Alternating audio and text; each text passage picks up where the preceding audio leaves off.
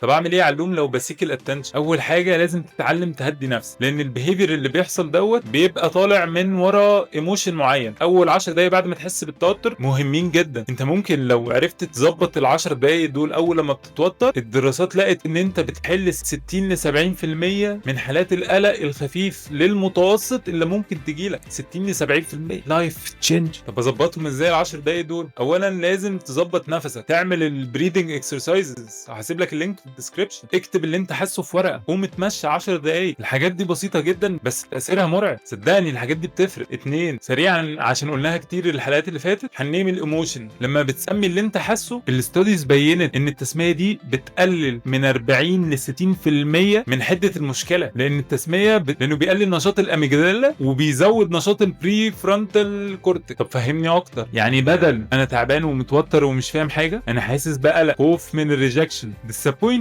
تلاتة، بدل ما هتطلب اهتمام اللي ما بيطلبش، هتطلب احتياج. يعني بدل ما تقولي الاهتمام ما بيطلبش ومحدش مهتم، او الموقف اللي انت عملته ده معناته ان انت مش مهتم بيا، هتقولي انا محتاجه اتكلم. عايزة ورد يا إبراهيم.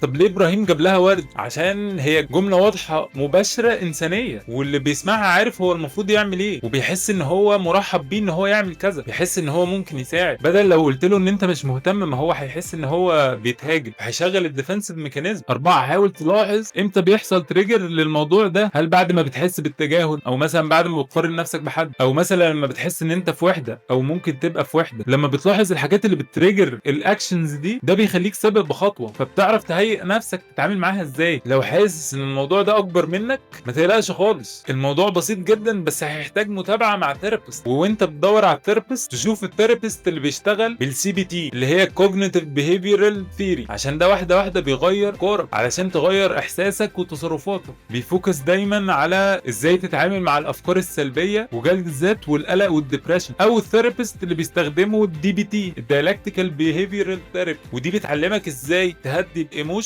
او المشاعر بتاعتك مع نفسك.